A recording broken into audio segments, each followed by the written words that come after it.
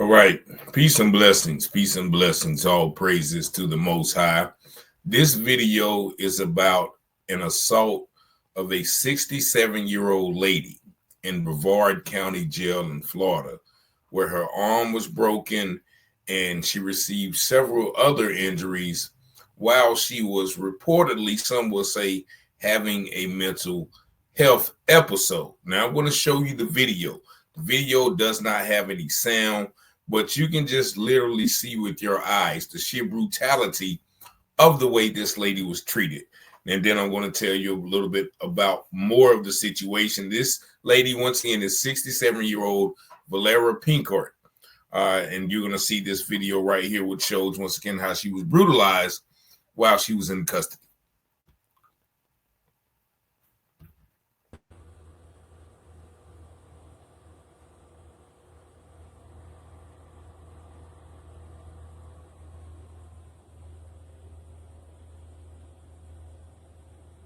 Maybe at that point they broke her arm, and you see this officer holding her by the neck, basically choking her, and you can't hear what she's saying.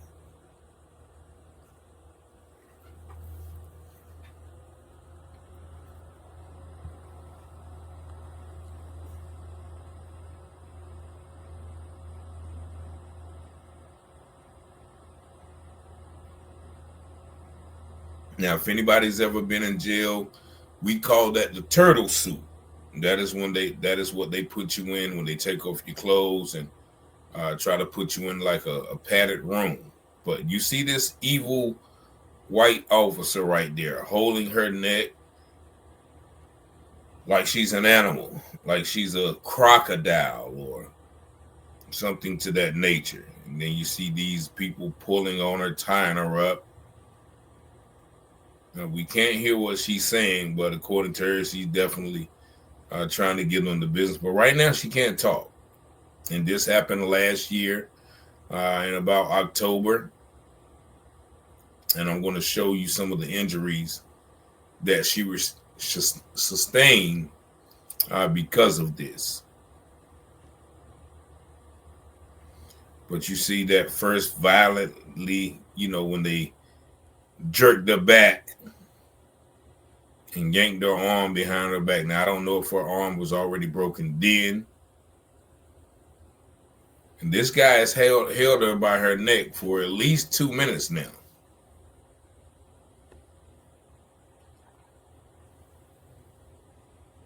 And you can hear her. Now they finally let her go. And according to her, she's definitely in pain right now.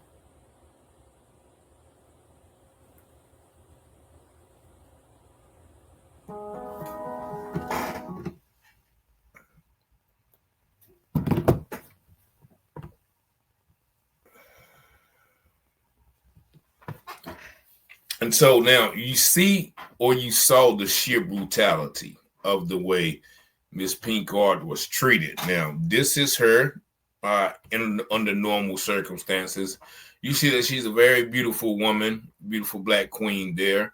But this is some of the injuries that she sustained because of that beating. Now, this is shortly thereafter. You see her arm is badly bruised, is actually disfigured, and you can see it better. Now, this is the post-surgery picture where you see, you can kind of tell how her arm was probably bent in that nature. That's why it has that scar. Like they probably tried to fix everything that was broken when they did that. And here's a picture of an X-ray of it, and you can see that break clearly. They broke. It looks like this part of her arm. I know the muscle is the bicep, but whatever that is, they broke that by twisting it back like that. And so this lady is continuously fighting for justice. Once again, she reached out to me and gave me a little bit of the backstory. She had been dealing with some, family issues, I would say, where her son was causing a lot of trouble and he would not leave the house. And at one point, She admits that when the police were called, or before the police was called, she made a statement to another family member saying, if he doesn't get out of the house, I'll burn the house down. Now, of course, she probably was not going to do it, but at that time, there was some, family conflict going on. So she felt that, that was something that she could say in her defense to try to get that family member out of the house. Nevertheless, the police were called, and because she does have a somewhat of a history of mental issues, they wanted to get her Baker acted, she said. Now, Baker Act, from what I understand, from what I know about it, is sort of like an involuntary commitment. That means, they put you in the mental hospital for, or the mental hospital for a couple of days, or they give you an evaluation to see if you're okay. Then they let you out. Now, and she said, okay, well, I wanted, she said, I will go by myself, meaning that, she would go by herself. Like, she doesn't need anybody to take her to it. She said, well, I will go to the mental hospital myself. Nevertheless, they did not do it. I think they took her to jail, in which you see what happened to her in the jail. She did admit that she was banging on the window because, of course, she wanted to get out and go about her own way. Now, Ms. Valera, has reached out to me. We talked at length about this situation, but, she said that there's never, nothing was being done. Of course, it's hard to, get a legal attorney to fight against the jails like this.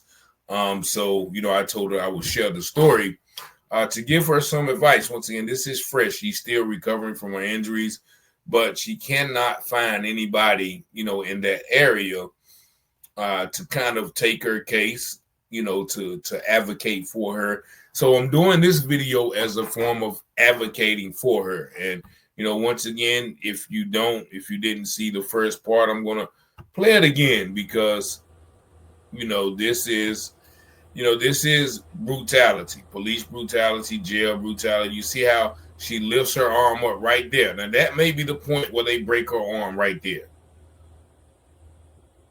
That may be the point where her arm is broke. You see her arm go up in an unnatural position, almost by her shoulder, where a young white lady, smacked her back. And I don't know what she said to make them do that, or what was done, or what have you, but it's clear and obvious that, she was not a threat to them. She was already in a chair surrounded by 4 or 5 officers. And this takes place a lot. She sent me several articles about, the jail staff and deputy misbehavior and, other things that has happened in that county and in that jail. So this is evidently an ongoing thing about how they treat people in that particular facility. So, we don't have to show you anymore because, we've seen the brunt of it, but you do see that guy continuously holding her head like she's an animal. So if anybody out there has any information, that can help her, once again, 67 years old. She's since moved from the area, if I'm not mistaken. I may have her come on the show and talk a little bit more about that, but this is something that definitely caught my attention. And so I said I would definitely share her story to make sure that, people see what goes on in the detention centers when dealing with people who have documented mental health, issues. She had her arm broken and had to have surgery in custody of people who are supposed to protect. So y'all let me know what y'all think about this video in the comments. If you do have information, feel free to reach out to me. You see the number 919-587-7782 if you do want to help. Miss Valera, just get in touch with me and I definitely put you in touch with her so we can see if, there's anything that can be done about this matter. But once again, thank y'all for watching, liking, sharing, and subscribing to the channel. And as always, peace and blessings.